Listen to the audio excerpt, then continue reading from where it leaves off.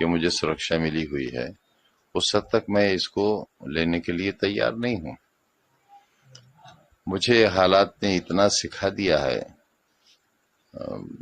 سرکاری زمینوں پر لوگوں کے ناجائز قبضے ہٹے، سرکار نے ہٹائے، اس پر تعمیرات ہوئی، سرکار نے کی، ان بنے ہوئے مکانات کا الاٹمنٹ ہوا، سرکار نے کیا، اور 21 سال کی سزا مجھے ہوئی، 36 لاکھ کا جرمانہ مجھ پہ پڑا۔ میں کیسے لے لوں سرکشا جب تک میرے پاس کوئی تحریر نہ ہو کہ کس نے دی ہے یہ سرکشا؟ میں کیسے بھروسہ کروں کہ یہ خاکی وردی پہنے اور ہتھیار لیے ہوئے لوگ اتر پردیش سرکار کے لوگ ہیں؟ ایک بات۔ دوسری بات یہ کہ میرے مالی حالات اس وقت ایسے نہیں ہیں کہ میں سیکیورٹی کے لیے کوئی سواری مہیا کرا سکوں، تو میں نے یہ بھی میسج کرایا کہ اگر آپ سیکیورٹی دے رہے ہیں تو انہیں بٹھانے کے لیے میرے پاس گاڑی نہیں ہے۔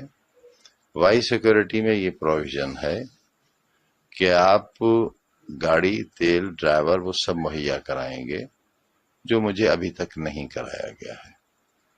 اور جب تک وہ نہیں ہوتا، اور جب تک تحریری طور پر سرکار مجھے یہ نہ بتائے کہ مجھے سرکشا ملی ہے، کس شرح ملی ہے، اور یہ بات اس لیے کہہ رہا ہوں کہ آج ہی ایک ہندی کے بڑے اخبار میں یہ خبر شائع ہوئی ہے کہ سرکار میں اس بات پر وچار ہو رہا ہے کہ جب مجھے وائی شرح کی سرکشا ملی تھی تب میں سزا یافتہ نہیں تھا۔ اب میں کیونکہ مرغی چوری کے الزام میں 21 سال کی سزا پڑی ہے، مجھے 36 لاکھ کا جرمانہ ہے مجھ پر، صرف ایک مقدمے میں، ابھی 113 کے فیصلے باقی ہیں۔